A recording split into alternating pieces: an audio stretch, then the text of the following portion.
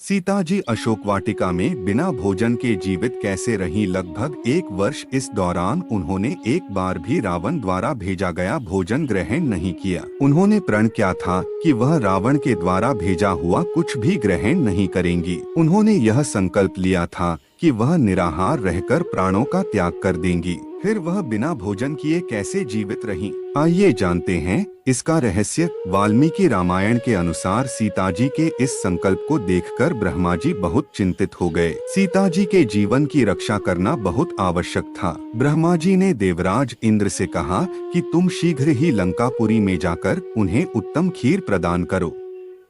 यह ऐसी दिव्य खीर थी जिसे ग्रहण करने के बाद भूख प्यास नहीं लगती थी, साथ ही तेज और बल भी कम नहीं होता था। यह निर्देश पाकर इंद्र निद्रा को लेकर लंका में माता सीता के पास गए। निद्रा ने माता सीता की निगरानी में लगे राक्षसों और राक्षसियों को निद्रा में लीन कर दिया। इस बीच इंद्र अशोक वाटिका में माता सीता के पास गए और बोले, मैं देवराज इंद्र हूँ और परमपिता ब्रह्मा जी के निर्देश पर आपके पास आया हूँ। मैं आपके उद्धार के लिए महात्मा श्री रघुनाथ जी की सहायता करूंगा। वह सीता जी के लिए विशेष खीर लेकर गए थे। उन्होंने सीता जी से कहा कि इसका सेवन कर आपको कई वर्ष तक भूख प्यास नहीं लगेगी। बहुत पुरानी कहावत है कि दूध का जला छाछ भी फूंक कर पीता है। एक बार धोखा खाया व्यक्ति किसी पर सहज विश्वास नहीं कर पाता। सीता जी रावण के हाथों धोखा खा चुकी थीं। उसने साधु का वेश धारण कर ही उन्हें छल से भरे वचन बोलकर लक्ष्मण रेखा पार करने पर विवश कर दिया था।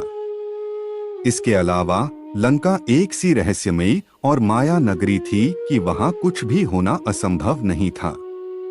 कोई भी दानव किसी का भी रूप ले लेता था, कोई भी कहीं भी जा सकता था। लिहाजा सीताजी द्वारा किसी पर सहज विश्वास करना कठिन था। उन्होंने कहा कि मुझे कैसे विश्वास हो कि आप ही देवराज इंद्र हैं? मैंने श्री राम के साथ देवताओं के लक्षण अपनी आंखों से देखे हैं। देवताओं में कुछ विशिष्ट लक्षण होते हैं जिनसे मैं अच्छी तरह परिचित हूं। यदि आप इंद्र हैं तो उन लक्षणों को दिखाइए, तभी मुझे आपकी बात पर विश्वास हो पाएगा। सीता जी द्वारा ऐसा कहे जाने पर इंद्र के पास कोई विकल्प नहीं था। उन्होंने वैसा ही किया। उन्होंने कहा कि देखिए, मेरे पैर धरती का स्पर्श नहीं कर रहे। मैं धरती और आकाश के बीच पर निराधार खड़ा हूँ। सीता जी ने देखा कि इंद्र की आंखों की पलकें नहीं झपक रही थीं। इसके अलावा उनके वस्त्रों पर धूल का स्पर्श नहीं था। उनके गले में जो पुष्पमाला डली थी उसके फूल कुम्हलाए नहीं थे। ये लक्षण देवताओं में ही होते हैं। इन लक्षणों को देखकर सीता माता को विश्वास हो गया कि यही इंद्र हैं। उन्होंने इंद्र द्वारा प्रदान की गई खीर हाथ में लेकर मन ही मन प्रभु राम को निवेदित कर उसे ग्रहण किया।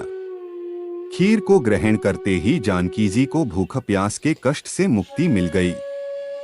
इंद्र के मुख से श्री राम और लक्ष्मण का समाचार पाकर वह बहुत प्रसन्न हुई।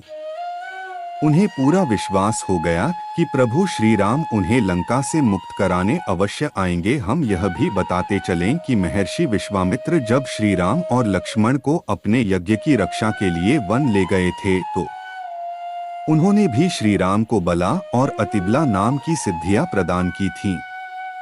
इनके कारण वे बिना कुछ खाए भी पूरी तरह स्वस्थ रह सकते थे और उनके तेज बल में कोई कमी नहीं आती थी।